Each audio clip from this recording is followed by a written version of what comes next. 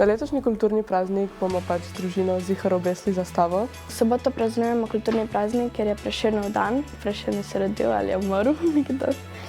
Saj na ta dan France Prešeren umrl. Bom verjetno šel z družino pogledati kakšen muzej, ko bo zastonj.